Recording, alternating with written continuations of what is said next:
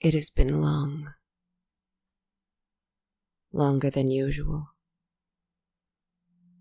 You have been well, I assume. I assume because it's futile to ask. I have been well. I have been well.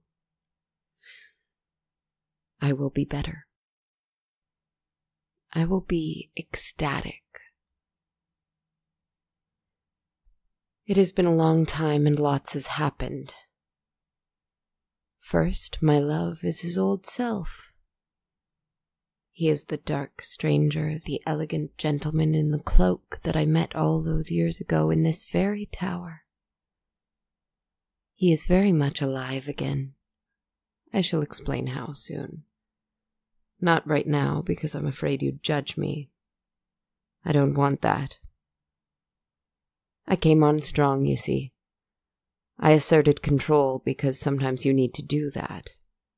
But now he knows that we share the same goal, ultimately. We just have to do it right. I've created a set of rules. 1. We don't take life unless it is in self-defense. 2. We only go about by night when we are strong. 3.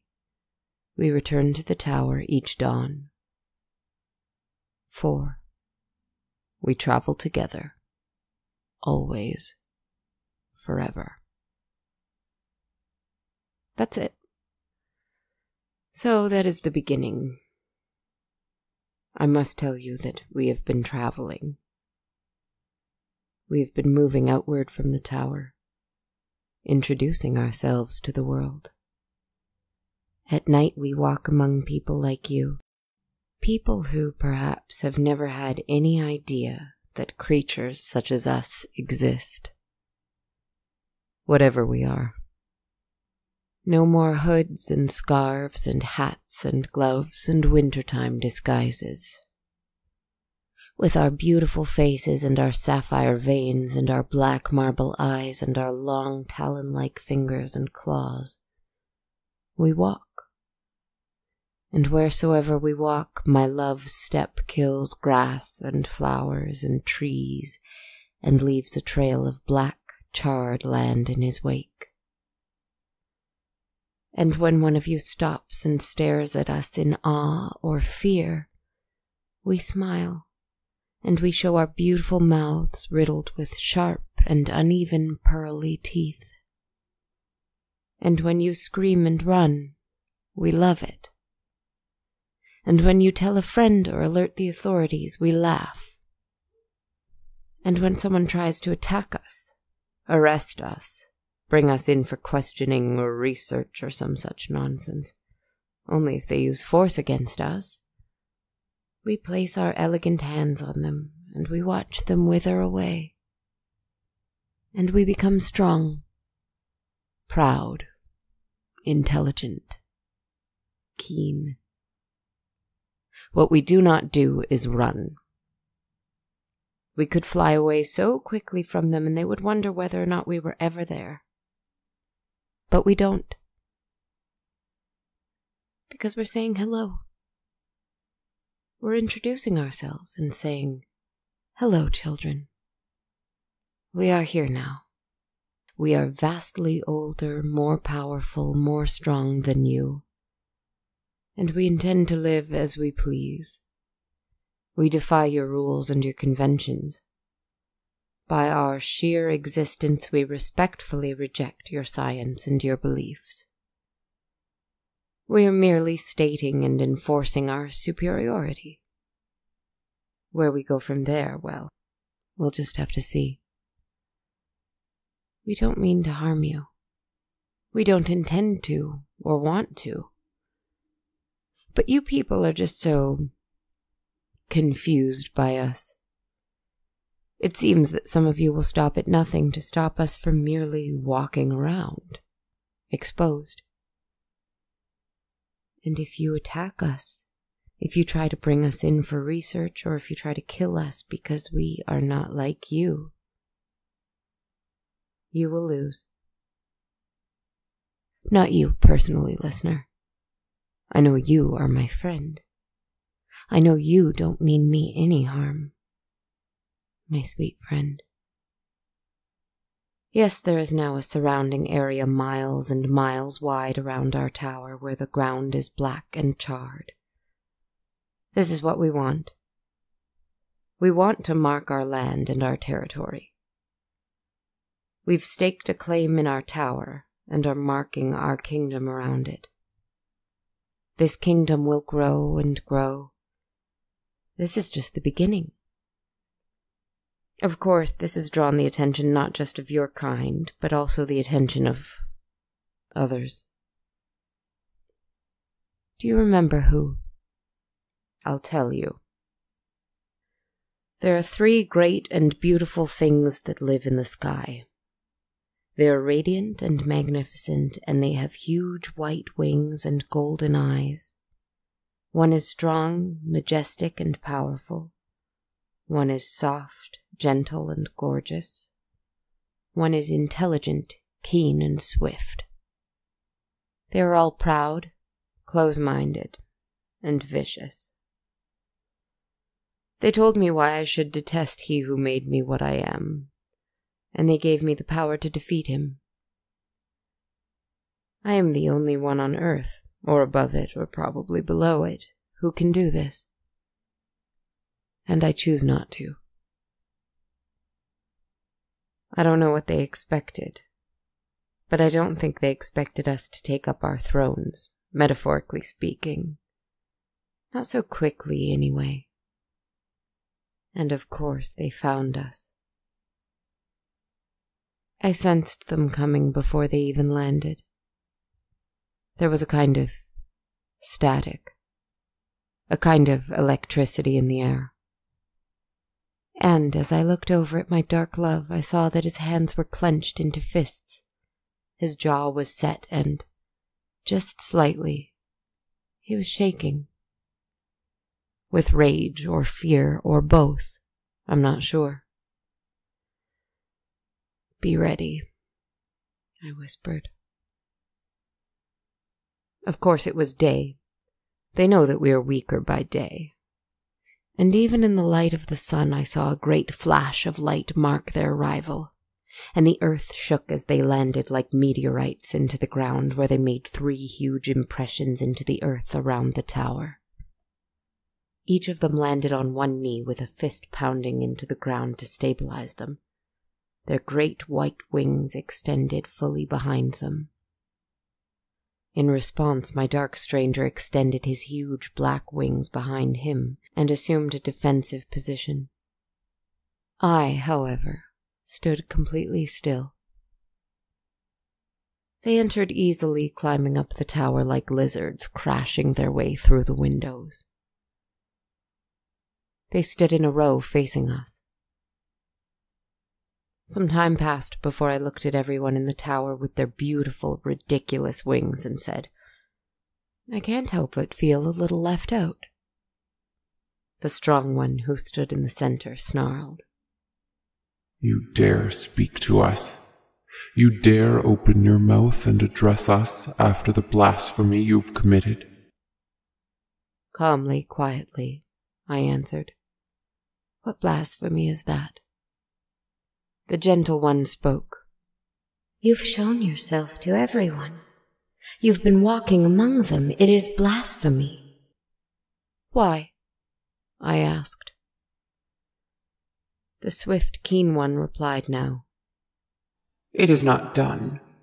You and him, here he motioned to my stranger at my side, are not meant to walk among the good and simple creatures of the world. Why not? I asked again. The strong one roared. We are not here to play these games. We are here to end this. I sighed. I turned to my stranger, who clearly didn't intend to say anything. Funny how I used to think of him as a great, powerful, wise, strong mystery. And now here he was beside me, as lost as a child. I placed a hand on his cheek, stroked it gently once to comfort him. I don't think it worked. And I turned to the three. You do them a discredit, you know.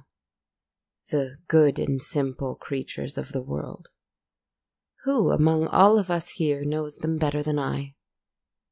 I used to be one of them. I may still be one of them. I've no idea, and neither do you.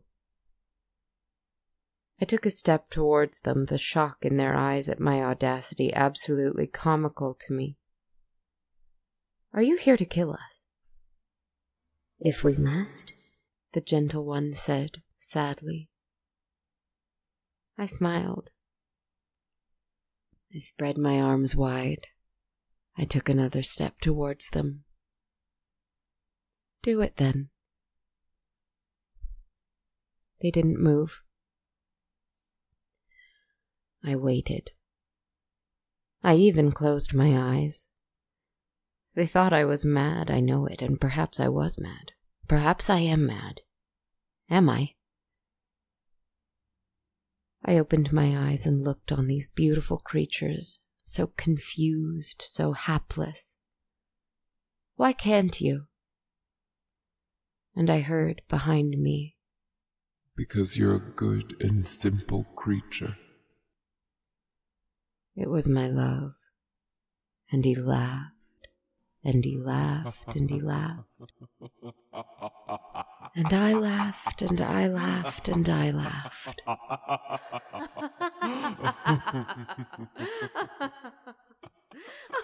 Stop this, the most intelligent of the three said. Stop this, please. We did not want any of this. He brought war to us through his desire for more, and even still more, and we thought you might be satisfied to just live in quiet and peace and in a hidden sort of dignity. Yet here you are disrupting the world, disrupting the way the world is, the way the world has been. He turned to my love. Do you not remember how they rejected you? How they rejected your dominance all those years ago? Even your child here has rejected your dominance. The world has rejected you. Don't look at him, look at me, I interrupted. I reached up my hands to the intelligent one's face. So high up it was. These creatures around me were so much larger than I. And I whispered, I want to tell you something important. He looked at me for a long moment, his gold eyes perplexed and yet, curious, intrigued. This was this one's downfall. Curiosity. And I knew it. He leaned down to me so that he could hear me better and look even more deeply into my reflective black eyes. I made certain that only he could hear me.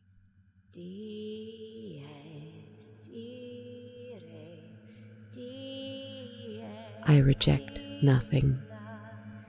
I am human and inhuman, monster and god, angel and demon, and yet none of these things.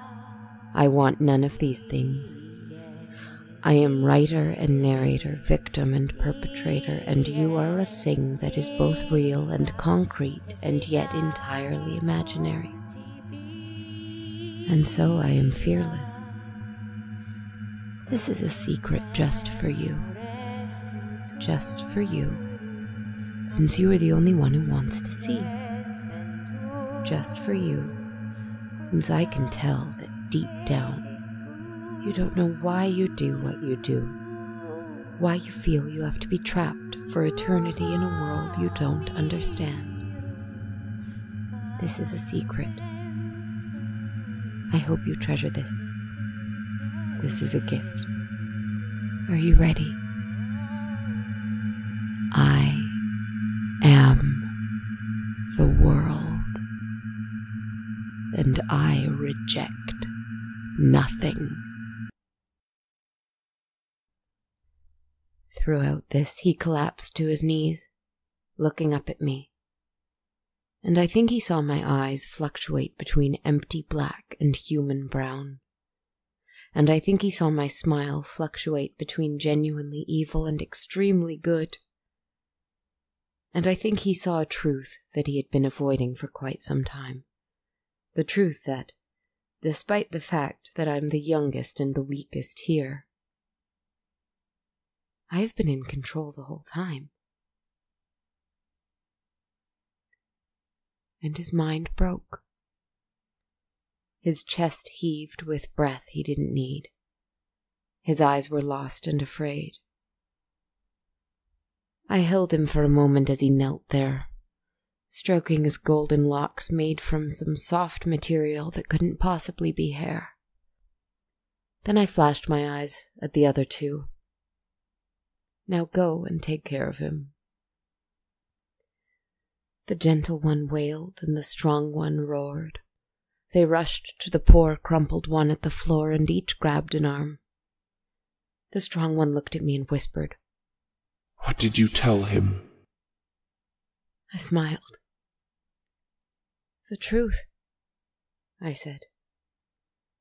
"He will be stronger for it soon enough." I looked at the three of them and then, with confidence, uttered, "Go safely. We'll see you soon." And with a flash of light, they were gone. And when I turned to my dark stranger, he looked at me with fear in his eyes. It was a good day, my friends. I hope you've been well. You've been well, I assume. I assume because it's futile to ask. Be well.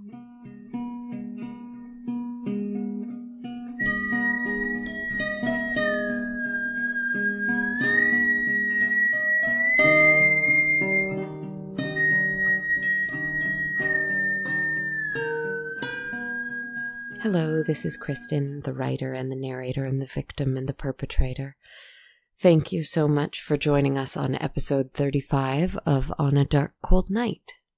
First of all, apologies for not releasing an episode last week. There's been a lot of change going on for me, good change, but it's been taking up a lot of time. So I'm sorry that this was the first week I had to go without an episode. But I do have a few thank yous. I'd like to thank 3 people who went to my Facebook page for On a Dark Cold Night and reviewed or recommended the show. Thanks to Farron for the 5 stars. I believe she also wrote a sweet review I quoted several weeks back, so thank you so much for being such a great listener. Also, thank you to Terry, who gave us 5 stars and said, "Love it." Thanks so much for listening and loving, Terry. And finally to Elaine, who recommends the show and says, "Creepy and cool, looking forward to the next episode." Thanks so much, Elaine, and I hope you enjoyed this week's story. Now on to regular business. If you'd like to help the show, the best way for both of us, because it's great for me and free for you, is to leave a review. You can do so on iTunes, Stitcher, or Podknife, or you can leave a review and or recommendation on my Facebook page, like Terry, Elaine, and Farron. Thanks again, guys. Give us a like and follow on Facebook. You can follow me on Twitter at A Dark Cold Night or on Instagram at Dark Cold Night Podcast. You can also email me at darkcoldnightpodcast@gmail.com. I'd love to hear from you guys anywhere you feel like writing me. Also, another free way to help is to listen to the show on the Radio Public app. It's awesome because it's free for you to use, but every listen to my show there means the opportunity for me to be paid for my work as a podcaster. It's a real win-win, so please subscribe and listen on Radio Public if you can. Finally, if you'd like to help in a not-so-free way, please check out my Ko-fi or Patreon pages. I'm trying to earn a bit of money to get some new music or sound equipment, so every little bit truly helps. You can find me and donate at ko-fi.com/darkcoldnight or patreon.com/darkcoldnight. Thank you all so much. I really appreciate your listening and enjoying the show. If you don't enjoy it, I'm sorry, but I'm going to keep doing it anyway, so whatever. If you do enjoy it, you're awesome, and I hope you have a great day or night. Take care, everyone.